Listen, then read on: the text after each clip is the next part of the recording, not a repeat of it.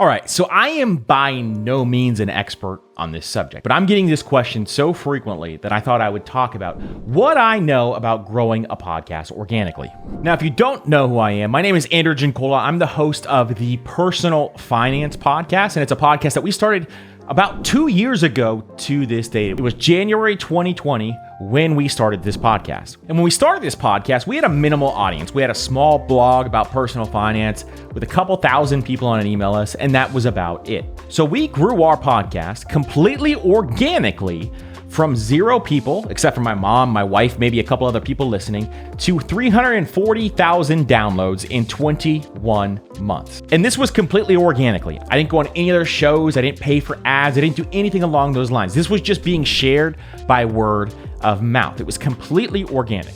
And so I'm going to go through some of the things that I know what we did that may help you to be able to grow your podcast. If that's something you're interested in, or if you're just interested in how podcasts work, this is something that may be beneficial to you as well. Because so many people have been asking me, well, how do you grow a podcast organically? How do you do this? And this is something I'm still learning as we go. I'm still learning as I go here. This is still very new to me. But what I'm going to do is I'm going to explain to you exactly what I know, what we did. Now, I've got a ton of tips here. I've got over 15 tips here to share with you guys. So hang in, buckle up. We're going to try to go through these pretty quick so this video is not too long. The first one is your name. So I threw around a bunch of different names. I threw one around called Moneybags. I threw around a bunch of other clever names. But then I landed on the Personal Finance Podcast. When you see the Personal Finance Podcast, it may not be the flashiest name out there. It may not be the coolest name out there. But guess what?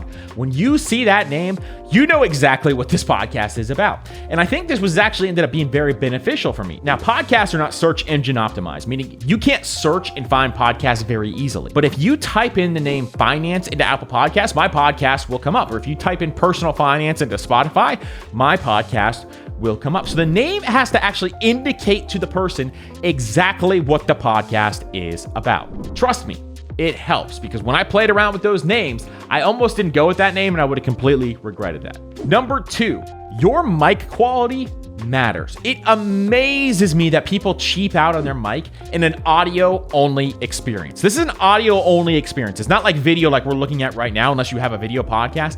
This is an audio-only experience. So there's only one thing that controls your audio experience, and it's the microphone. Now, I use a Youre SM7B. The reason why is I looked up what is the biggest podcaster in the world use, which was Joe Rogan at the time. What did he use? A Youre SM7B. So I have a couple of these in my house now that I utilize all the time, and it's a fantastic mic. The reason why is it takes noise out and drowns noise out from the background. They also have a cheaper one called a Youre MB7, which I've never used, but I've heard it's very similar. And the SM7B is just a fantastic microphone. It's one that all the biggest podcasters use, and it's something that I would definitely look into if you want to get serious about your podcast. I'll link it up down below so that you can check that out. The next one, if you want to increase your sound quality, especially early on, if you're editing yourself because you don't have a budget to hire out editors, which is what I did for over the first year and a half, I edited for myself. We just hired out editors to actually handle that side of it for us so that we could spend more time doing other things. But if you're editing yourself, there's a couple of tools that are really going to help you. One is a tool called Alphonic. Now, Alphonic is a tool where it levels out all your audio and makes sure some background noise gets taken out. It helps you with a bunch of different things. So Alphonic is a great option if you're looking to help out your audio. In addition, the hosting site Buzzsprout also has something called Magic Mastering, which they utilize with Alphonic, and it's a much faster process to actually upload your audio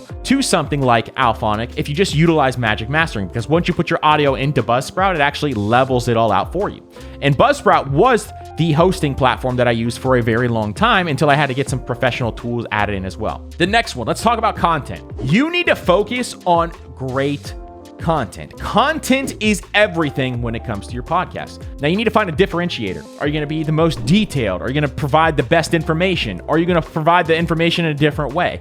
You have to focus on your content, because what you are trying to do is bring as much value as possible to your listeners. The only thing I focus on is trying to bring as much value as I possibly can to each and every person that listens to the Personal Finance Podcast. Because what I want them to do is I want them to get hooked on our content, because our content is so good and it's so valuable to them that they binge through the entire catalog. And if you look at our statistics, that's what happens a lot of times, is a lot of people will listen when they first find the podcast. They will listen through the entire catalog. I've had people tell me they listen to the entire catalog 3, 4, 5 different times just to let it it all sink in. Now, this is on a subject where a lot of people aren't super interested in. So it's something where if you focus on making content great and you focus on the content within your niche and make it fantastic, make it as good as you possibly can, make it understandable, make it relatable, make it helpful for people so that they can share this content and say, hey, this is fantastic stuff. You got to hear this. That is what you have to do when you are producing content, especially in the podcast form. There's no video to make cool graphics or anything like that. It is just you and your voice and some audio sounds that you can add in. So you have to make the content absolutely amazing. This is so important. Along those same lines, you want to give your audience non-stop value. For these first 2 years, I have not sold my audience anything except for when I read ads so that we can keep the podcast going. But I have not sold any of my own products. I have not sold any of those things. I've given everything away for free. We're about to release a course that could be priced at $200 and I'm giving it away for free. I want to give my audience nonstop value because I want to help as many people as possible build wealth. That's my entire goal with this podcast. So understanding that all I want to do is bring my audience value. I want to bring them as much value as they possibly can so that they can use it in their everyday life. That's my entire goal, is to serve other people, to create for my audience so that they can have the best and wealthiest life they've ever had. Now, you may think that you've heard those last two tips of focusing on your content and focusing on your audience. Let me tell you something. I heard it all the time too, but it matters, and it matters so much because your audience is not stupid. They can tell when you care about them. They can tell when you're trying to serve them. So making sure that you're doing that and that's your primary and only focus is what you absolutely have to do when you're building out a podcast. This one is one that I've never heard anybody talk about. But your delivery, the way you deliver the podcast is absolutely everything. The way that you speak when you're podcasting is something that matters. Your delivery style absolutely matters. Now, there's a few different types of delivery when I started to do some research that I liked. One was I liked motivational, and that's the one that I chose. I try to motivate people with their personal finances. In addition, I also like calming or soothing delivery. So you can think of things like Sarah Kanan, who produced Serial. She has a calming delivery, a very calm voice where you can relax and listen to that podcast as you go about driving or at work or wherever else you do. In addition, there's also informational delivery. Now, what I mean by that is you're delivering the information in a way that's very easy to digest and very easy to learn.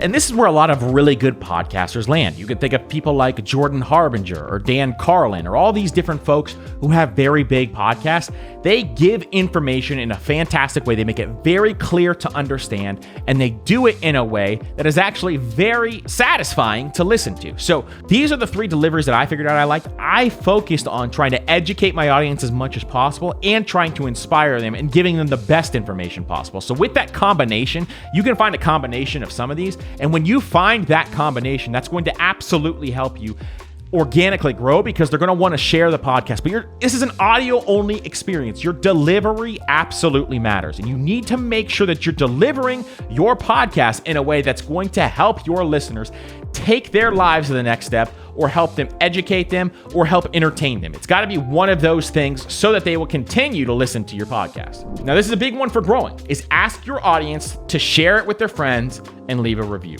Now, reviews really, really matter on Apple Podcasts. Now, Apple Podcasts is about 50-50 with Spotify as the leader right now.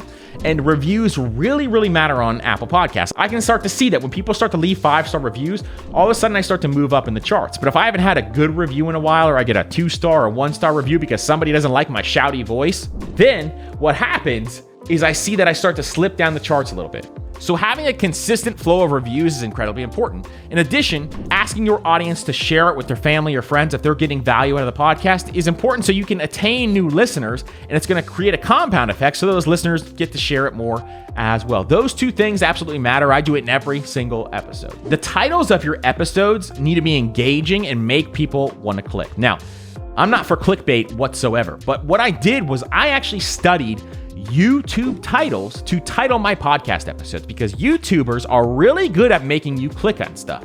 Now, I looked at people like Mr. Beast. You can look at people who are really big on YouTube and say, hey, how do they actually title their videos? And how do they title them where it correctly states what's actually in the episode, but in addition, also makes you want to click that episode? So figuring out what that is and studying what that is incredibly important. And so that's how I actually modeled my titles, which is different than most podcasters. Most podcasters just state, hey, this is about saving money on your taxes. Here's an episode about saving money on your taxes. Instead, what I would title it is, here are 10 things you absolutely need to know if you want to save money on taxes. And this is where changing the way you title your podcast episodes can really help you get more clicks, especially if people are just finding your podcast and trying to figure out, do I even want to listen to this? You have to find a host to host your podcast. And what the host does is it spreads your podcast out to all the different podcast players. What you want to do is find the podcast host with the best features for the lowest price. So I started with Buzzsprout. I absolutely loved Buzzsprout. They care about podcasters and they care about podcasting. And Buzzsprout is a great place to start. It's like 10 or 15 bucks a month. They have a slew of features that all beginning podcasters would need, and it's fantastic. Now I use a more professional platform, which is Megaphone, and there's a bunch of different other professional platforms out there, but it's much more expensive, but it allows me to do some things with my ad network and stuff like that that I have to do. Buzzsprout also has a podcast called How to Start a Podcast. I actually listened to that podcast, went through it, and that kind of helped me figure out, hey, here's exactly how I start a podcast. Here's the exact steps I need to take. And I just followed those steps when I started my podcast. So check out that podcast if you have no idea how to start one. Another great place to look is Pat Flynn. He has a course about podcasting, and he also has some great videos about podcasting as well. In fact, tip number 12 is I watched a Pat Flynn video on how to actually edit inside of Garageband, which is where I started editing my podcast for about a year and a half. And just watching that video alone, which I can link down below, helped me learn how to edit in Garageband. All you need to do is learn some simple things, how to cut, how to fade in, how to fade out, and you can really get underway. The next one is to understand that you're going to suck at first. You're not going to be really good at this at first. My first podcast, I thought I had to do the whole thing perfectly in one take, and I recorded it 40 different times. You have no idea how frustrated I was after those first 40 times. I almost wanted to quit because I was like, this is going to take forever every single week. But then I realized, if you mess up, you can just pause and then say it again. So understand at the beginning, you're going to suck, but you're going to get much better. Now I can get through an entire episode in almost one take and not have to worry about it. But at the beginning, you're going to have to make sure that you understand you're gonna suck. And this may be self-explanatory if you've been doing content for a while, but if you haven't, you need to post on the same day at the same time every single week. You don't wanna miss weeks, you don't wanna skip a week, you don't wanna do anything like that. You wanna post weekly. If you post bi-weekly or seasonal, you're not gonna do as well as you would if you just post weekly. Now, seasonal things like crime podcasts or podcasts that have a big influencer audience, then you can probably post in seasons, but if you're starting out organically from zero, then you absolutely wanna post weekly at the same time, if not twice a week. Now, if you want to grow faster than what I even did, then you want to be a guest on other people's podcasts, because being guests on other podcasts means that podcast listeners are listening to you on a podcast, and podcast listeners listen to other podcasts. So making sure that you're a guest on other podcasts is a great way to grow really fast. I'm going to be starting to do that coming up soon. So if you need a podcast guest, hit your boy up. But we're going to be starting to do that a lot more often coming up here in the near future. But like I said, all of my growth, all my audience growth was through the podcast and through people sharing the podcast. We didn't even have a social media account for the very first year. So understanding that you don't have to be doing those things, but if you're doing everything else right and you can get people to share the podcast, that is going to be a way where you can grow really fast. Now, I'm still new to podcasting. I'm still learning as much as I possibly can, but my entire goal is to bring as much value to my audience as I possibly can. That's been my entire goal the whole way. That's going to be my entire goal forever. Otherwise, I should not be doing this thing. I should not be creating content for people if I have any other goal.